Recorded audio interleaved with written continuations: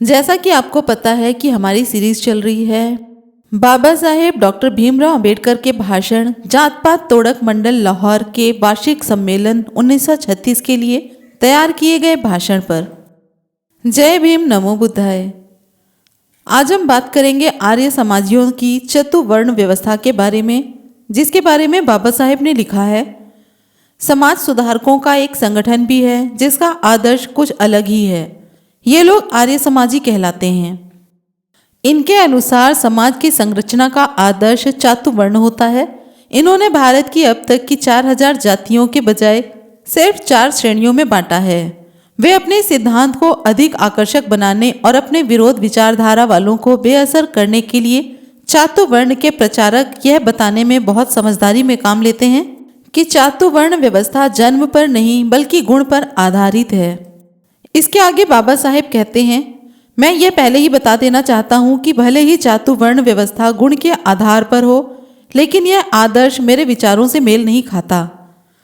पहली बात तो यह है कि चातुवर्ण व्यवस्था के अंतर्गत यदि हर व्यक्ति को अपनी योग्यता यानी गुणों के आधार पर हिंदू समाज में स्थान मिलता है, तो मेरी समझ में ये नहीं आता कि आर्य समाजी लोग इन ब्राह्मण, क्षत्रिय, वैश्य व शूद्र का लेबल लगाने पर जोर क्यों देते हैं। किसी भी विद्वान व्यक्ति का ब्राह्मण का लेबल लगाए बिना उसका आदर सम्मान होगा। यदि कोई सिपाही हो तो क्षत्रिय कहे बिना भी उसका सम्मान होगा। सवाल यह है कि यदि यूरोपीय समाज अपने सिपाहियों और सेवकों व कामगारों को कोई स्थायी नाम दिए बिना सम्मान दे सकता है, तो हिंदू समाज को ऐसा करने में क्या तकलीफ है। लेकिन आर्य समाजी इस बात पर विचार करने की जरूरत ही नहीं समझते हैं। इन लेबलों के जारी रहने के खिलाफ एक और आपत्ति है। समाज में सभी सुधार लोगों और चीजों के प्रति समाज की धारणाओं, भावनाओं और मानसिकता में बदलाव के कारण ही होते हैं।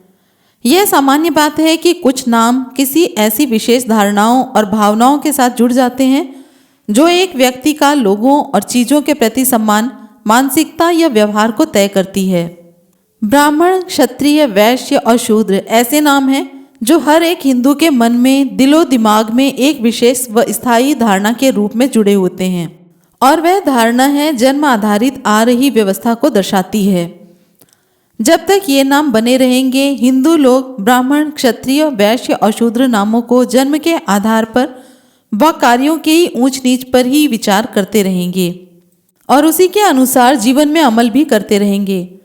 उसके दिमाग में हर समय यह भावना भरी रहेगी कि ब्राह्मण सबसे ऊंचा है, क्षत्रिय उससे नीचा, वैश्य क्षत्रिय से नीचा और शूद्र वैश्य से भी नीचा, यानी सबसे निचले पायदान पर पड़ा हुआ है।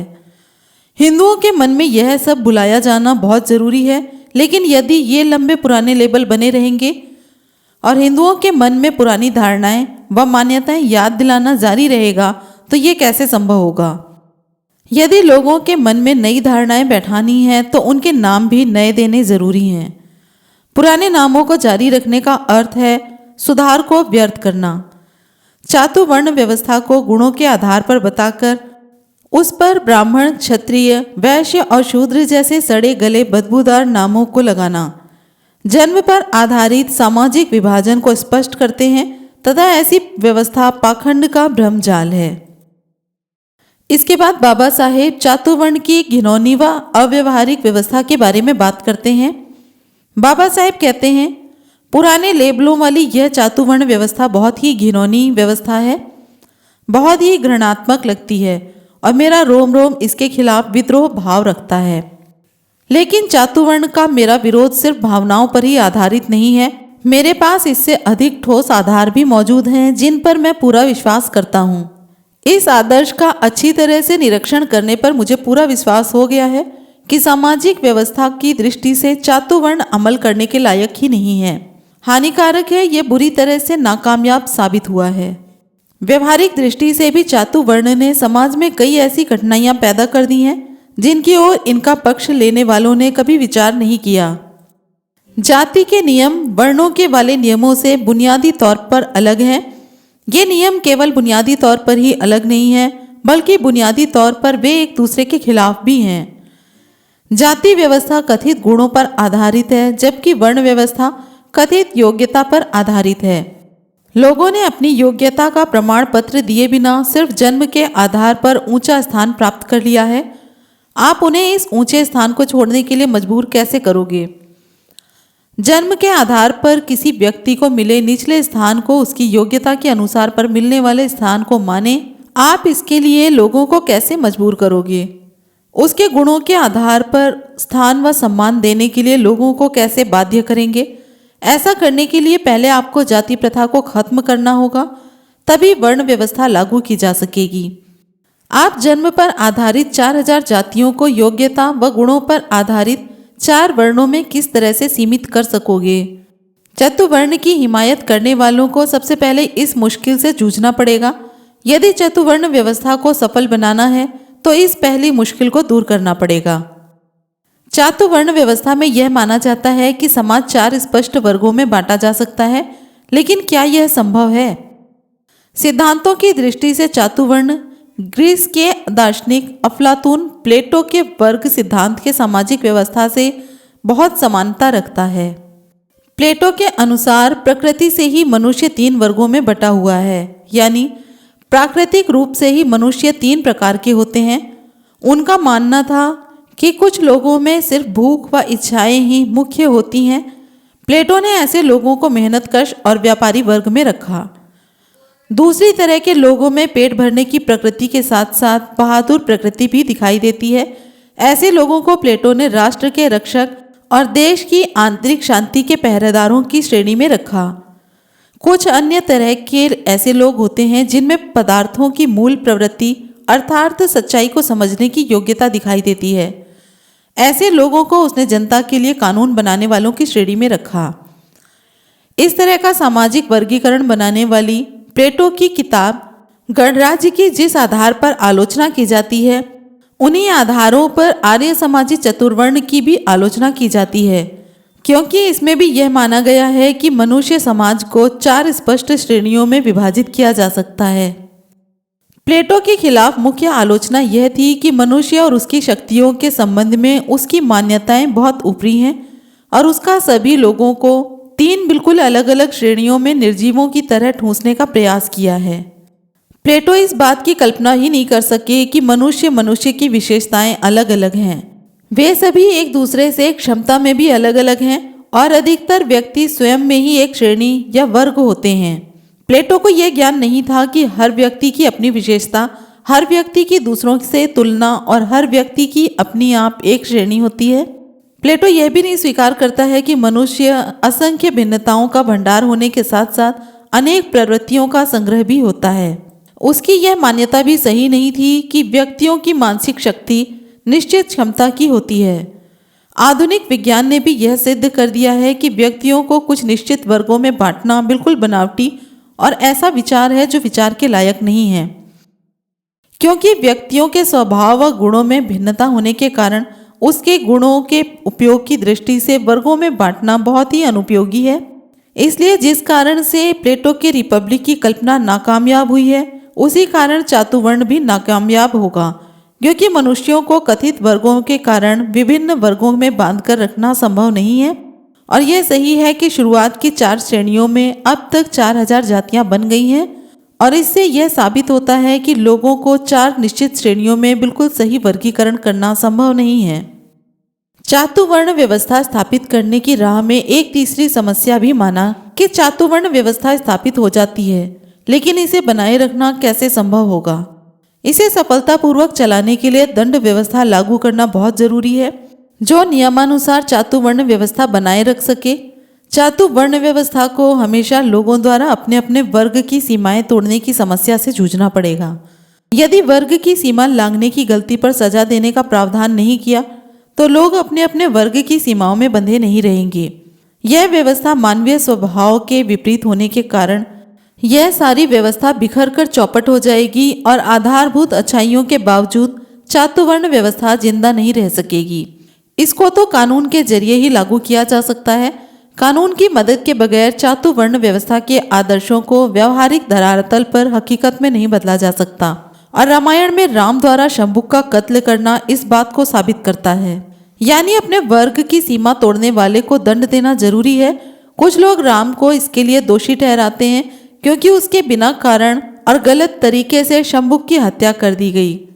लेकिन शंभुक की हत्या करने के लिए राम को दोषी ठहराने का अर्थ सारे मामले को गलत समझना है। भ्रम के कारण से है। राम राज्य में चातुवर्ण व्यवस्था पर आधारित था और राजा होने के नाते राम इस व्यवस्था को लागू करने के लिए मजबूर था। इसलिए शंभुक का वध करना राम का फर्ज था, क्योंकि जाति से शूद्र शंभुक अपनी जाति की सीमाओं को तोड़कर ब्राह्मण बनना चाहता था। यही कारण था कि राम ने शंभुक का वध किया। लेकिन इससे यह साबित होता है कि चातुवर्ण व्यवस्था को बनाए रखने के लिए कानून दंड व्यवस्था की ताकत का होना जरूरी है। इसके लिए सिर्फ दंड व्यवस्था ही नहीं बल्कि मौत की सजा का प्रावधान होना भी जरूरी है। इसी वजह से राम ने शंभुक को प्राण दंड से कम सजा नहीं दी। यही कारण है कि मनुस्मृति में वेद को पढ़ने वाले शूद्र की जीभ काट देने और सुनने वाले शूद्र के कान में पिघला हुआ शीशा भर देने जैसी सख्त सजाएं देने का आदेश है। चातुवर्ण व्यवस्था का पक्ष लेने वालों द्वारा लोगों को यह विश्वास दिलाना होगा कि वे समाज में लोगों को सफलतापूर्वक वर्गीकरण कर सकते हैं और वे इस 20वीं शताब्दी के आधुनिक समाज में मनुस्मृति की दंड व्यवस्था को लागू करने में सफल हो सकते हैं। चातुवर्ण व्यवस्था की वकालत करने वालों ने इस बात पर तो विचार ही नहीं किया कि इस व्यवस्था में स्त्रियों की क्या दशा होगी। क्या स्त्रियों को भी ब्राह्मण, क्षत्रिय, वैश्य और शूद्र की श्रेणियों में बांटा जाएगा या उनको भी अपने पतियों के सामाजिक दर्जे के बराबर माना जाएगा? और यदि शादी के बाद स्त्री का सामाजिक दर्जा बदल जाएगा तो गुणों के आधार पर समाज में किसी व्यक्ति का स्थान तय करने वाली चतुर्वर्ण व्यवस्था के कायदे कानूनों का क्या होगा? अर्थात क्या किसी व्यक्ति का दर्जा उसके गुणों पर आधारित होना चाहिए? यदि उनका वर्गीकरण उनके गुणों के आधार पर किया जाता है तो क्या वह वास्तविक होगा या सिर्फ नाम मात्र के लिए? यदि यह नाम मात्र होगा तो बेकार है और फिर चातुवर्ण व्यवस्था को पक्ष लेने वालों को यह स्वीकार करना पड़ेगा कि उनकी व्यवस्था स्त्रियों पर लागू नहीं होती। यदि वह वर्गीकरण वास्तविक है तो क्या चतुर्वर्ण के समर्थक इस व्यवस्था को महिलाओं पर लागू करने के तर्कसंगत परिणामों को मानने व समझने के लिए तैयार होंगे? तब उन्हें स्त्रियों को पुजारी, पुरोहित और सिपाही के रूप में स्वीकार करने के लिए तैयार रहना होगा। हिंदू समाज ने स्त्री को शिक्षिका और बैरिस्टर, वकील के रूप में स्वीकार कर लिया है और अब समाज भी आदी हो चुका है। शायद आने वाले समय में समाज स्त्री को शराब बनाने वाली व कसाई के रूप में भी स्वीकार कर ले, लेकिन स्त्री को पुजारी और सिपाही के रूप में स्वीकार करने वाला व्यक्ति निश्चित ही बहुत बहादुर होगा। लेकिन चातुवर्ण व्यवस्था स्त्रियों पर लागू करने का यही तर्कसंगत परिणाम होगा। इन कठिनाइयों के बावजूद एक जन्मजात मूर्ख के अलावा कोई दूसरा समझदार व्यक्ति कभी भी यह विश्वास और उम्मीद नहीं कर सकता कि चातुवर्ण व्यवस्था फिर से जीवित हो सकती है। इसके बाद बाबा साहेब समाज को लकवाग्रस्त व लगभग मुर्दा बना देने वाली व्यवस्था के बारे में बात करते हैं। बाबा साहेब कहते हैं, यदि मान भी लिया जाए कि चातुवर्ण व्यवस्था व्यवहारिक है यानी इसे प्रयोग में लाया जा सकता है, तो भी मैं दृढ़ता से यही कहूंगा कि यह सबसे बुरी दोषपूर्ण व्यवस्था है। ब्राह्मणों को ज्ञानवान होना चाहिए, क्षत्रियों को शस्त्र धारण करने चाहिए, वैश्य यानी वणिक को व्यापार करना चाहिए और शूद्र को इन सभी की सेवा करनी चाहिए। लगता है यह तो श्रम के विभाजन की व्यवस्था है। एक रोचक सवाल यह है कि इस व्यवस्था में शूद्र को अन्य काम नहीं करने को मजबूर करने की नीयत से ऐसे प्रावधान किए गए हैं या सिर्फ यह बताने की कोशिश है कि शूद्र को इसके अलावा अन्य कार्य करने की आज्ञा ही नहीं है। चातुवर्ण के समर्थक इसको पहली बात में शामिल करते हैं। वे कहते हैं कि जब ऊपर के तीनों वर्णों के लोग शूद्रों का भरण पोषण करने के लिए मौजूद हैं तो उसे धन कमाने और इकट्ठा करने की क्या जरूरत है। इसी तरह पढ़ने लिखने का काम ब्राह्मणों से चल सकता है तो शूद्रों को शिक्षा प्राप्त करने की क्या जरूरत है। इसके आगे शूद्र को हथियार रखने की भी क्या जरूरत है जब उसकी रक्षा के लिए क्षत्रिय मौजूद हैं। चातुवर्ण की ऐसी व्याख्या या अर्थ के सिद्धांत के आधार पर यह कहा जा सकता है कि शूद्र संरक्षित वर्ग है जिस पर तीनों वर्णों का संरक्षण है। इस अर्थों में चातुवर्ण व्यवस्था एक सरल, बड़प्पन व संरक्षण की भावना से ओतप्रोत व आकर्षक व्यवस्था है। यह मानते हुए कि चातुवर्ण व्यवस्था की थ्योरी के पीछे यह सही धारणा है, तो भी यह व्यवस्था दुर्भावना और मूर्खता से रहित नहीं है। यदि ब्राह्मण, क्षत्रिय और वैश्य अपने अपने को आदेशित अपने धर्म, कर्तव्यों या आज्ञाओं को मानना छोड़ देते हैं तो क्या होगा? इसके ठीक उल्टा यदि वे अपने कर्तव्यों का पालन ठीक तरह से करते हैं लेकिन एक दूसरे वर्ग के प्रति या शूद्रों के प्रति अपने कर्तव्यों का पालन करने के लिए जानबूझकर आनाकानी करते हैं तो क्या होगा? ये तीनों वर्ण उचित शर्तों पर शूद्रों की सहायता व संरक्षण नहीं कर सकते हैं या ये तीनों मिलकर शूद्रों का आर्थिक शोषण करते हैं तो क्या होगा? तीनों एक साथ मिलकर शूद्रों के पालन पोषण के बजाय उन्हें दबाने में लग जाए तो क्या होगा? यदि ब्राह्मण क्षत्रिय वैश्य या शूद्रों की सफलता व अज्ञानता का लाभ उठाने की कोशिश करें तो उनके हितों की रक्षा कौन करेगा? यदि क्षत्रिय लोग ही समाज में लूट मार करने लगें तो शूद्रों के साथ ब्राह्मण और वैश्यों की रक्षा कौन करेगा? समाज से एक वर्ग का दूसरे वर्ग पर निर्भर रहना जरूरी है। कभी कभी एक वर्ग को दूसरे पर निर्भर रहने की इजाजत भी दी जा सकती है, लेकिन अपनी जरूरी व महत्वपूर्ण जरूरतों के लिए दूसरों पर निर्भर क्यों रहा जाए? इसके लिए हर समाज के हर व्यक्ति को शिक्षित किया जाना चाहिए। हर व्यक्ति के पास अपनी सुरक्षा के साधन होने चाहिए और अपनी रक्षा की क्षमता पैदा करनी चाहिए। अपने अस्तित्व को बचाए रखने के लिए हर व्यक्ति के लिए यह बहुत जरूरी है। एक अनपढ़ व बिना हथियार के व्यक्ति को इस बात से क्या सुरक्षा या सहायता मिल सकती है कि उसका पड़ोसी पढ़ा लिखा, विद्वान व हथियारबंद है? इस प्रकार यह पूरा सिद्धांत ही बेतुका व बकवास है। ये कुछ ऐसे सवाल हैं जिन पर चातुवर्ण के समर्थक कभी विचार नहीं करते, चिंता नहीं करते, लेकिन इन सवालों पर सोच विचार करना बहुत जरूरी है। यदि यह मान लिया जाए कि इस व्यवस्था में अलग अलग वर्गों के बीच संरक्षक और अभिरक्षित का संबंध है, यानी एक दूसरे के प्रति सहायता व सुरक्षा का संबंध है, तो यह मानना ही पड़ेगा कि इस व्यवस्था में रक्षक वर्ग के दुष्कर्मों पर, बुराइयों से अभिरक्षित वर्ग के हितों की रक्षा के लिए कोई व्यवस्था नहीं की गई है। यदि चातुवर्ण की अवधारणा में रक्षक और रक्षित की भावनाओं को ले लिया गया होगा तो भी इसमें कोई शक की गुंजाइश नहीं है कि व्यवहार में यह मालिक और नौकर का संबंध था। ब्राह्मण, क्षत्रिय और वैश्य वर्ग के लोग हालांकि आपसी संबंधों में खुश नहीं होते, लेकिन फिर भी जैसे तैसे इस समझौते से काम चलाते रहते हैं। ब्राह्मण ने क्षत्रिय को चापलूसी कर बेवकूफ बनाया और दोनों ने मिलकर वैश्य को इसलिए जीने दिया ताकि उसके सहारे वे खुद आराम से जी सकें, और वैश्य को अपने पर आश्रित बना लिया। लेकिन इन तीनों ने मिलकर यह तय किया कि शूद्र को हर हालत में दबाए रखना है। शूद्रों को साधन संपत्ति से जुटाने से रोका गया, धन इकट्ठा करने से रोका गया ताकि वह तीनों वर्णों से आजाद ना हो जाए। उसे शिक्षा पाकर ज्ञानवान होने से रोका गया ताकि वह जागरूक होकर अपने अधिकारों के प्रति सजग ना हो जाए। शूद्र को हथियार रखने पर रोक लगाई गई ताकि वह इन तीनों वर्णों की शोषणकारी व्यवस्था के खिलाफ विद्रोह न कर बैठे। मनु द्वारा बनाए कानून इस बात के प्रमाण हैं कि तीनों वर्णों के लोगों द्वारा शूद्रों के साथ कैसा व्यवहार किया जाता था। सामाजिक अधिकारों के संबंध में मनु के कानूनों से अधिक बदनाम कोई कानूनों में नियमावली नहीं है। सामाजिक अत्याचार व जुल्म का कोई भी उदाहरण इसके आगे फीका पड़ जाएगा। इस सामाजिक बुरे व्यवहार के शिकार बड़ी जनसंख्या के लोगों ने आखिर इसे सहन क्यों किया? दुनिया के दूसरे देशों में सामाजिक क्रांतियां होती रही हैं, लेकिन इस सवाल ने मुझे लगातार परेशान किया है कि भारत में सामाजिक क्रांतियां क्यों नहीं हुई। और इसका सिर्फ एक ही जवाब है कि चातुवर्ण जैसी मनहूस वाहियात व्यवस्था के कारण हिंदू समाज का सबसे निचला तबका जुल्म के खिलाफ विद्रोह करने के काबिल ही नहीं रहा। वे हथियार नहीं रख सकते थे और बिना हथियार के बगावत करने की स्थिति में नहीं थे। वे सभी खेतीबाड़ी करने वाले, हल चलाने वाले किसान थे, या यूं कहें कि वे इसके लिए मजबूर थे। उन्हें अपने हलों की फारों को तलवारों में बदलने की कभी इजाजत ही नहीं दी।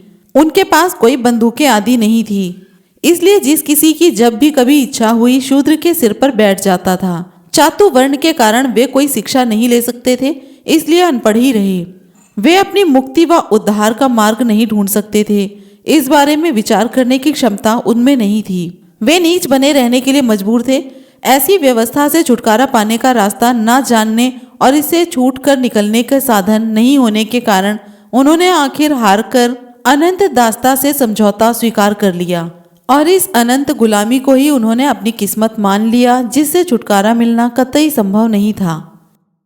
यह सच है कि यूरोप में भी शक्तिशाली लोगों ने कमजोर लोगों का शोषण कर उन्हें बर्बाद करने की कोई कमी नहीं छोड़ी, लेकिन यूरोप में मजबूत लोगों ने भारत की हिंदुओं की तरह इतनी बेशर्मी से कमजोरों का शोषण नहीं किया।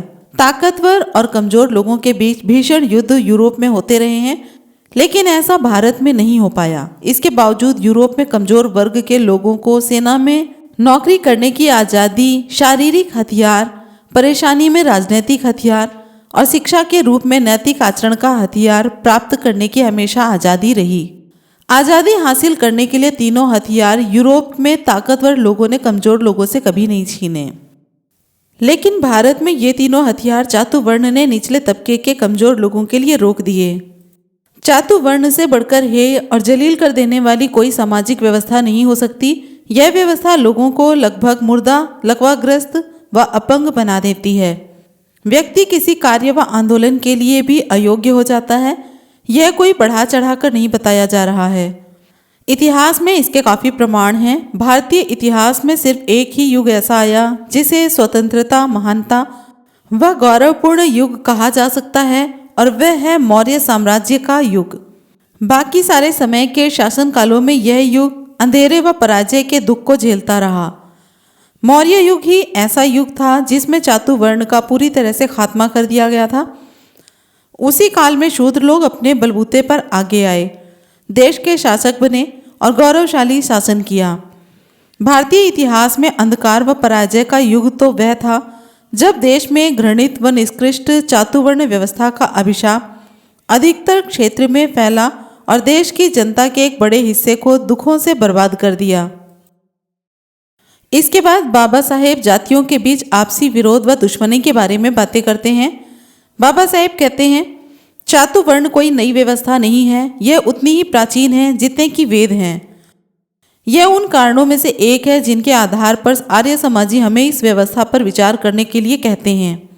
सामाजिक व्यवस्था के तौर पर जांच करने के लिए चातुवर्ण का प्रयोग पहले भी किया गया है, लेकिन कोशिश बेकार साबित हो गई।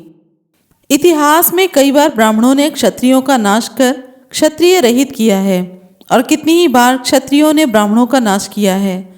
महाभारत और पुराण ब्राह्मणों और क्षत्रियों के बीच ऐसे युद्धों की घटनाओं से भरे पड़े हैं। इन दोनों के बीच ऐसी घटिया व ओछी बातों पर भी झगड़े होते हैं कि रास्ते में मुलाकात होने पर ब्राह्मण और क्षत्रिय में से कौन पहले अभिवादन करेगा और कौन दूसरे को पहले रास्ता देगा। सिर्फ यही नहीं, एक समय में ब्राह्मण क्षत्रियों को फूटी आंख नहीं सुहाते थे और क्षत्रिय ब्राह्मणों को। ऐसा लगता है कि क्षत्रिय तानाशाह व अत्याचारी हो गए थे और लोग चातुवर्ण व्यवस्था के तहत दुखी असहाय जनता परमात्मा से अत्याचारी व तानाशाही से छुटकारा पाने के लिए प्रार्थना कर रही थी। भागवत पुराण में यह साफ बताया गया है कि कृष्ण ने एक ही पवित्र व धार्मिक उद्देश्य के लिए अवतार धारण किया था, और वह था क्षत्रियों का विनाश करना। विभिन्न वर्गों के बीच इतना अधिक आपसी विरोध व दुश्मनी के इन उदाहरणों के हमारे सामने होते हुए मैं ये नहीं समझता कि कोई व्यक्ति चातुवर्ण व्यवस्था को एक आदर्श रूप में हिंदू समाज के पुनर्निर्माण के तौर पर प्रस्तुत कर सकता है। इसके अलावा बाबा साहेब गैर हिंदुओं में जाति प्रथा के बारे में भी बात करते हैं। बाबा साहेब कहते हैं, मैंने उन लोगों के बारे में कहा है जो आपके जाति पाति तोड़क मंडल के साथ नहीं हैं और जिनका आपके आदर्शों से खुला विरोध है। कुछ लोग ऐसे भी हैं जो ना तो आपके साथ हैं और न ही आप उनके साथ। मैं संकोच कर रहा था कि क्या मैं उनके विचार व नज़रिए पर भी अपने विचार व्यक्त करूं या ना करूं, लेकिन एक बार फिर सोचने के बाद मैं इस नतीजे पर पहुंचा कि मुझे उन पर भी विचार व्यक्त जरूर करने चाहिए। इसके दो कारण हैं। पहला कि जाति की समस्या के प्रति उनका नज़रिया व व्यवहार सिर्फ तटस्थ ही नहीं बल्कि उसमें उद्देश्यपूर्ण तटस्थता वाला भाव भी है। दूसरा कारण यह है कि ये लोग बहुत संख्या में हैं। इनमें से एक वर्ग ऐसा है जिन्हें हिंदुओं की जात पात की व्यवस्था में ना तो कुछ अजीब लगता है और ना ही कोई घृणा पैदा करने वाली बात दिखाई देती है। ऐसे हिंदू लोग मुसलमान, सिख व ईसाई समाज का उदाहरण देते हैं और वे इस बात से खुश होते हैं कि उनके बीच भी तो जातियां हैं। इस सवाल पर विचार करने के लिए आपको शुरू से ही यह बात दिमाग में रखनी चाहिए कि मानव समाज कहीं भी एक इकाई में नहीं है। समाज हमेशा बहु इकाई वाला रहा है, अर्थात दुनिया के इस मानव समाज में व्यक्ति एक किनारा है तो समाज दूसरा किनारा या सीमा पर है। इन दोनों सीमाओं के बीच कम या ज़्यादा संख्या में या छोटे बड़े सभी प्रकार की सामाजिक संस्थाएं, परिवार, मित्रता, सहकारी संस्थाएं, व्यापारिक दल, राजनीतिक पार्टियां तथा चोर लिटोरों के गिरोह होते हैं। ये छोटे छोटे गुट आमतौर से आपस में मजबूती से जुड़े होते हैं और कई बार ये उतने ही अलगाव व अलग पहचान को पसंद करते हैं जितना कि जातियाँ। उनकी विचार व कार्य प्रणाली बहुत ही संकीर्ण होती है, जो कि कई बार तो समाज विरोधी होती है। यह बात यूरोप व एशिया के हर समाज पर लागू होती है। यह तय करने के लिए कि कोई समाज आदर्श समाज है या नहीं, इसके लिए यह नहीं पूछा जाना चाहिए कि वह गुटों में विभाजित है या नहीं, क्योंकि वर्ग तो सभी समाजों में होते हैं। आदर्श समाज तय करने के लिए जो सवाल पूछे जाने चाहिए वे ये हैं कि उस समाज को विभिन्न गुटों में कितने अधिक और कितने तरह के लाभ चेतन और समान रूप से पहुंचाए जा रहे हैं। उस समाज का अन्य समाजों से कितने अधिक मजबूत सामाजिक संबंध हैं, आपसी संबंध कैसे हैं तथा अन्य समाजों से मिलकर कहाँ तक पूरी तरह से स्वतंत्रता से काम कर रहे हैं। क्या उस समाज के विभिन्न गुटों, वर्गों और जातियों को तोड़ने वाली ताकतों के मुकाबले उन्हें जोड़ने वाली ताकतों से ज़्यादा हैं? वहाँ वर्गों के सामूहिक जीवन को क्या सामाजिक महत्व दिया जाता है? क्या शुद्ध रूप से यह रीति रिवाज या सुविधा के लिए है या धार्मिक मुद्दा है? इन सवालों को ध्यान में रखते हुए यह फैसला किया जाना चाहिए कि हिंदू समाज की जाति व्यवस्था गैर हिंदू समाज की जाति व्यवस्था जैसी है या नहीं। यदि हम एक तरफ मुसलमानों, सिखों और ईसाइयों की जातियों और दूसरी तरफ हिंदू की जातियों के विचारों की कसौटी पर गौर करें तो हमें मालूम होगा कि गैर हिंदू समाजों की जाति प्रथा हिंदू समाज की जाति प्रथा से बहुत अलग है। पहला कारण तो यह है कि हिंदू समाज में अलग अलग जातियों के लोगों को आपस में घनिष्ठता बढ़ाने व बांधने वाला तत्व या भाव नहीं है, जबकि गैर हिंदू समाज में ऐसी कई बातें व संबंध हैं जो उनको आपस में साथ रखकर एकता में बांधे रखते हैं। किसी भी समाज की ताकत समाज में मौजूद विभिन्न जातियों व वर्गों के बीच आपसी मेल मिलाप के बिंदुओं और संपर्क व आदान प्रदान की संभावना पर निर्भर करती है।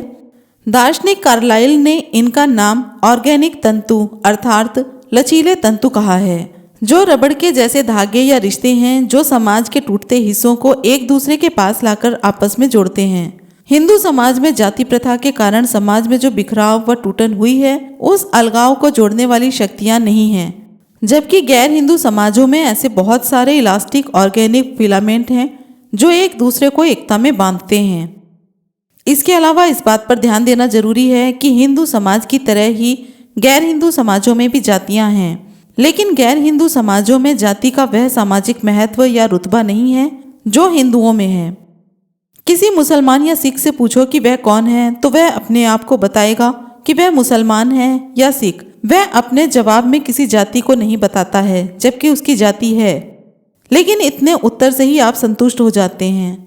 जब वह आपको बताता है कि वह मुसलमान है तो आप उससे आगे यह नहीं पूछते कि वह सिया है या सुन्नी, शेख है या सैयद, खटीक है या पिंजारा।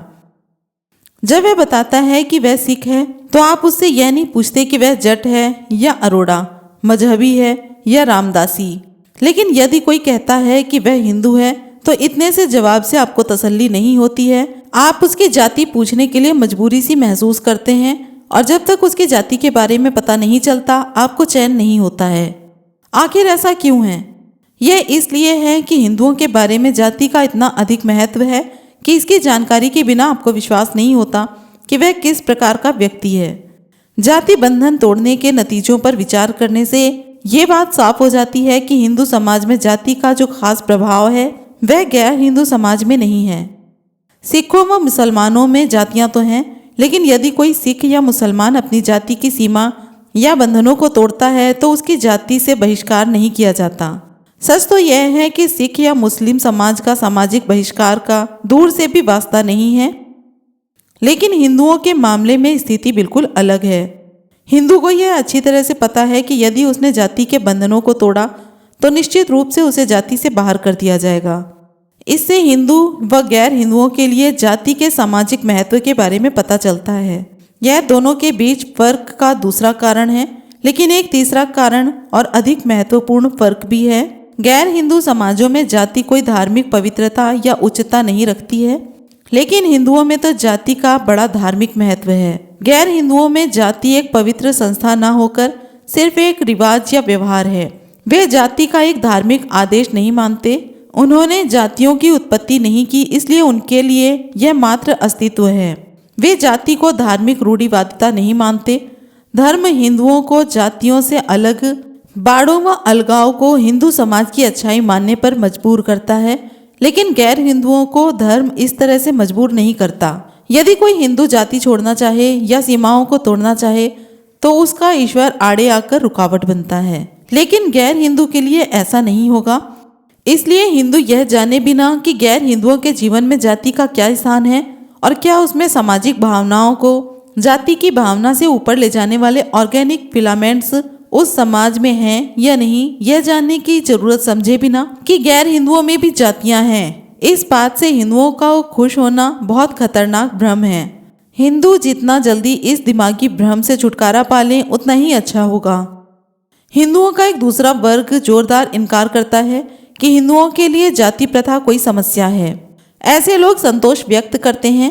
उनका मानना है कि अभी तक हिंदुओं का अस्तित्व बना हुआ है, वे इसे हिंदू समाज का अस्तित्व बनाए रखने के लिए प्रमाण मानते हैं। प्रोफेसर एस कृष्णानंद ने अपनी किताब जीवन का हिंदू दृष्टिकोण में इसे बहुत अच्छी तरह से प्रस्तुत किया गया है। हिंदू धर्म के संबंध में वह कहते हैं कि हिंदू सभ्यता बहुत प्राचीन सभ्यता है। इसका इतिहास 4000 वर्ष से भी अधिक पुराना है और उस समय भी यह समाज सभ्यता की स्थिति तक पहुंच चुका था। तब से आज तक इस सभ्यता की तेजी में कभी कभी कुछ रुकावटें जरूर आई, लेकिन फिर भी इसकी सभ्यता की गति आज तक जारी है। इन 4-5 हजार वर्षों के दौरान आध्यात्मिक विचारों व अनुभव के दबाव व छीना झपटी के तनाव को इस सभ्यता ने झेला है। हालांकि इतिहास की शुरुआत से ही भारत में विभिन्न वंशों, सभ्यताओं व संस्कृतियों के लोग आते रहे हैं, लेकिन हिंदुत्व की विशिष्टता कायम रही और यहाँ तक कि राजनैतिक शक्तियों की मदद से धर्म परिवर्तन कराने वाले धर्म व पंथ भी हिंदुओं को अपने विचार मनवा लेने के लिए मजबूर नहीं कर सके। हिंदू सभ्यता में कोई जीवन शक्ति जरूर है जो अन्य ज्यादा मजबूत प्रभावों को भी बेअसर कर देती है।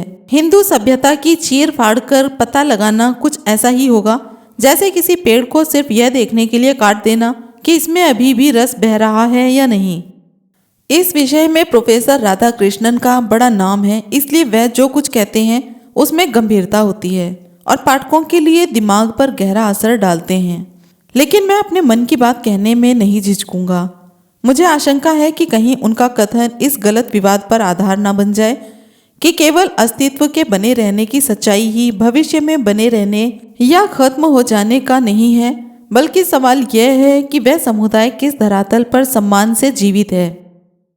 अस्तित्व में बने रहने के लिए कई तरीके हैं, लेकिन सभी एक जैसे सम्मानजनक नहीं हैं। हर व्यक्ति व समाज के लिए जीवित रहने और सम्मान व मूल्यों के साथ जीवित रहने के बीच जमीन आसमान का अंतर है। किसी युद्ध में कड़ा मुकाबला करके गौरवपूर्ण जीवन जीना एक ढंग है। युद्ध में पराजित होना, आत्मसमर्पण करना और एक बंदी की तरह जीवन गुजारना एक जीवन का ढंग है। हिंदुओं के लिए यह सोचकर प्रसन्न होना कि उनके समाज का अस्तित्व बचा रहा बेकार की बात है। उन्हें विचार करना चाहिए कि उनके जीवित रहने यानी जीवन की गुणवत्ता क्या है, और यदि ऐसा विचार किया जाता है तो मुझे विश्वास है कि हिंदू लोग हिंदुत्व का अस्तित्व बने रहने की बात पर गर्व करना छोड़ देंगे। एक हिंदू का जीवन लगातार हारों की दास्तान है और जो कुछ उसको चिरस्थायी जीवन नजर आता है वह वैसा नहीं है, बल्कि असल में ऐसा जीवन निरंतर समाप्त हो रहा है।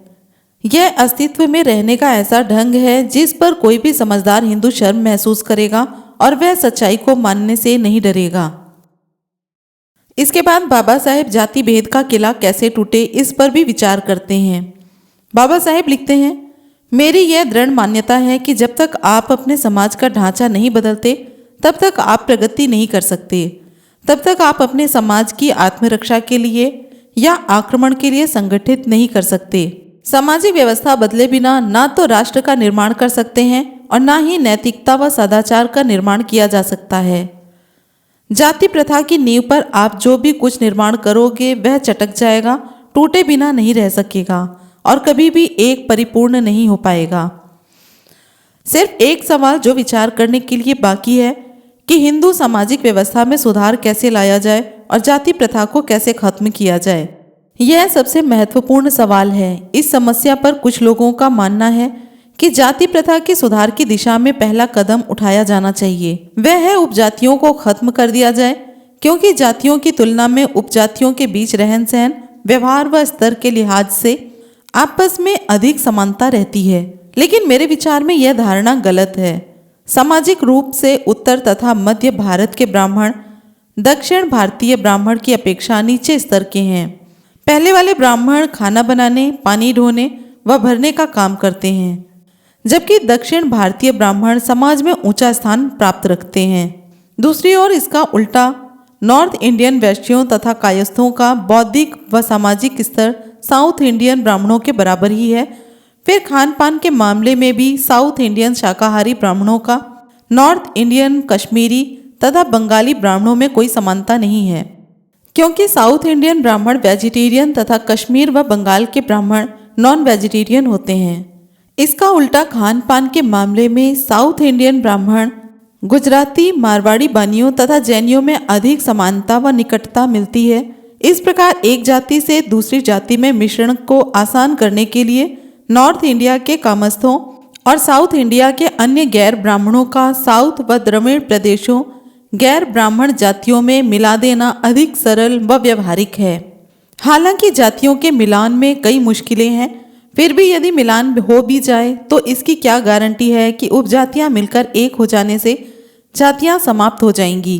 उपजातियों की समाप्ति के बाद यह प्रक्रिया चलने की संभावना नजर नहीं आती। इसका उल्टा यह हो सकता है कि यह प्रक्रिया उपजातियों की समाप्ति पर ही रुक जाए। यदि ऐसा होता है, अर्थात जातियों तक पहुंचकर यह प्रक्रिया समाप्त हो जाती है, तो इसका दुष्परिणाम यह होगा कि जातियां और भी अधिक शक्तिशाली और नुकसानकारी हो जाएंगी। इसलिए समस्या का यह समाधान ना तो व्यवहारिक है और ना ही कारगर। ऐसी दशा में यह समाधान गलत साबित होगा। जाति प्रथा को खत्म करने का दूसरा समाधान यह बताया जाता है कि जातियों के बीच आपस में खान पान शुरू किया जाए। लेकिन मेरे विचार में यह समाधान भी पूरी तरह से कारगर नहीं है, क्योंकि कुछ जातियों में तो पहले से ही अंतरजातीय भोज का प्रचलन है। लेकिन अनुभव यह बताता है कि अंतरजातीय भोज जातीयता और जाति भेद की भावना को खत्म करने में सफल नहीं हो सके। मुझे विश्वास है कि अंतरजातीय विवाह ही इसका असली इलाज है। रिश्तों के द्वारा रक्त के मिलाप से ही अपनापन और आपसी भाईचारे की भावना पैदा की जा सकती है, और जब तक भाईचारे की यह भावना नहीं होगी, संबंधी होने तथा जुड़े होने की भावना सर्वोपरि नहीं होगी, तब तक जाति द्वारा पैदा की गई अलगाव की भावना, पराया होने की भावना कभी दूर नहीं होगी। अन्य धर्मों की अपेक्षा हिंदुओं के सामाजिक जीवन में अंतरजातीय विवाह ज्यादा प्रभावशाली साबित होंगे, क्योंकि जिस समाज में पहले से ही दूसरे संबंधों के कारण खूब मेल मिलाप हो, उनमें विवाह जीवन की एक साधारण सी घटना होती है। लेकिन जहां समाज कट कट कर टुकड़े टुकड़े हो चुका हो, वहां विवाह एकता करने वाली शक्ति के तौर पर जरूरी है। इसलिए अंतरजातीय विवाह ही इस बीमारी का सही इलाज है। अन्य कोई और इलाज जाति प्रथा की कुरीति को मिटाने का काम नहीं कर सकता। आपके जाति पाति तोड़क मंडल ने जाति प्रथा पर हमले का यही मार्ग अपनाया है। यह सीधा और सामने का हमला है। मैं आपको बधाई देता हूं कि आपने इस बीमारी को ठीक प्रकार से पहचाना है। हिंदुओं को यह बताने का आपने साहस किया है कि हिंदू समाज में असली दोष क्या है। इसके लिए मैं और भी बधाई देता हूं।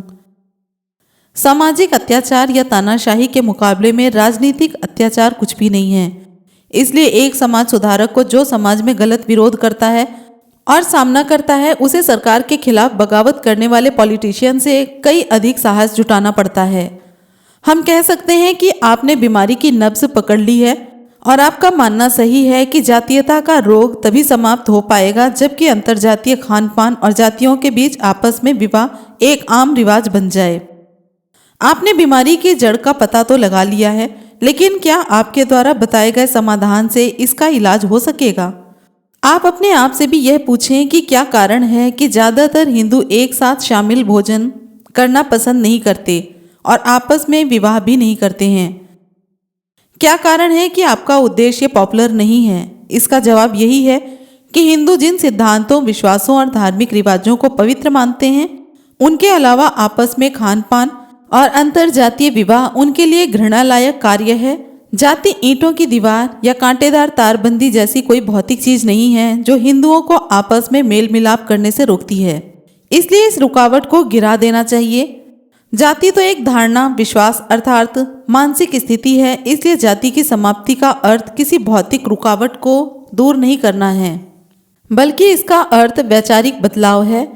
जाति प्रथा बुरी हो सकती है। जातिवाद ऐसी मानसिकता को जन्म देती है जो मानवता के लिए घातक है। यह एक अमानवीय व्यवस्था है, लेकिन यह भी नहीं कहा जा सकता कि हिंदू लोग जाति प्रथा को इसलिए मानते हैं कि वे निर्दयी, खराब दिमाग के या मानवता के दुश्मन हैं। दरअसल वे इसलिए मानते हैं क्योंकि वे बहुत ज़्यादा धार्मिक हैं। इसलिए जात पात को मानने के लिए लोग दोषी नहीं हैं। मेरी नज़र में दोषी उनका धर्म है जिसने जाति व्यवस्था को जन्म दिया। यदि यह सही है तो आपको जाति प्रथा के मानने वालों से ना उलझकर हिंदू शास्त्रों का विरोध करना चाहिए, क्योंकि यही उन्हें जात पात पर आधारित धर्म की शिक्षा देते हैं। अतः हिंदू समाज में रोटी बेटी का संबंध न करने या अंतरजातीय भोज व विवाह न करने के लिए हिंदुओं का मजाक उड़ाना या उनकी आलोचना करना निरर्थक और उद्देश्यों की प्राप्ति के लिए अनावश्यक है। इसका सही इलाज तो यह है कि शास्त्रों पर से लोगों के विश्वास व भावनाओं को समाप्त कर दिया जाए। लोगों की धार्मिक आस्थाओं, विश्वासों व विचारों को दूषित रखना जारी रखा तो आप सफलता की आशा कैसे कर सकते हैं।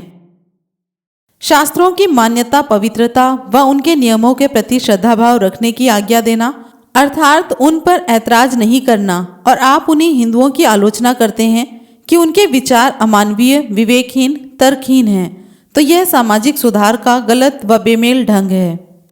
छुआछूत को खत्म करने के आंदोलन में लगे हुए महात्मा गांधी जैसे व्यक्ति भी यह महसूस नहीं करते हैं कि लोगों के काम व व्यवहार उनके दिमागों में शास्त्रों के धार्मिक विश्वासों का परिणाम होते हैं, और जब तक शास्त्रों में उनकी आस्था खत्म नहीं हो जाती उनका व्यवहार कभी नहीं बदल सकता। ऐसी स्थिति में यदि समाज सुधारकों के प्रयास सफल नहीं होते तो इसमें कोई ताज्जुब की बात नहीं है, और आपके जात पात तोड़क मंडल के सुधारक भी वही गलती करने जा रहे हैं। इसलिए आपकी कोशिशों का भी वही नतीजा होने वाला है जो छुआछूत मिटाने वाले सुधारकों का हुआ।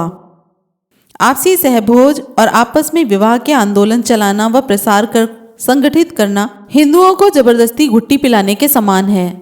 लेकिन यदि आप स्त्रियों व पुरुषों को शास्त्रों की गुलामी से मुक्ति दिला दो, उनके दिमाग से शास्त्रों के नुकसानकारी प्रभाव हटाकर दिमाग साफ कर दो, तो लोग आपको बिना पूछे अपनी इच्छा से ही अंतरजातीय भोज व अंतरजातीय विवाह अपनाने के लिए सहर्ष स्वीकार हो जाएंगे। दोहरी नीति अपनाने और टेढ़ी बातें करने से कोई लाभ नहीं है। लोगों को यह बताने से कोई लाभ नहीं है कि शास्त्रों में वैसा नहीं कहा गया है जैसा वे समझते हैं। चाहे व्याकरण अनुसार पढ़ा जाए या तर्क के आधार पर अर्थ किया जाए, महत्व इस बात का है कि शास्त्रों को किन अर्थों में ग्रहण करते हैं। आपको गौतम बुद्ध की तरह कठोरता से खड़े होकर डटे रहना होगा। आपको वह कदम उठाना होगा जो गुरु नानक ने उठाया था। आपको सिर्फ यही नहीं करना है कि शास्त्रों को नज़रअंदाज ही कर दिया जाए, बल्कि बुद्ध व नानक की तरह आपको शास्त्रों को गलत भी कहना होगा, उनकी सत्ता व आदेशों को नकारना होगा। हिंदुओं को यह बताने की आप में हिम्मत होनी चाहिए कि असली दोष आपके धर्म का है, वह धर्म जिसने आप में जाति व्यवस्था के पवित्र होने की धारणा पैदा की। क्या आप इतना साहस जुटा पाएंगे? तो ये था वो भाषण जो जाति पाति तोड़क मंडल लाहौर के लिए बाबा साहेब ने तैयार किया था। आगे का भाग लेकर फिर जल्दी हाजिर होंगे। वीडियो अच्छी लगी हो तो लाइक, कमेंट, शेयर करना ना भूलें। चैनल को सब्सक्राइब जरूर करें।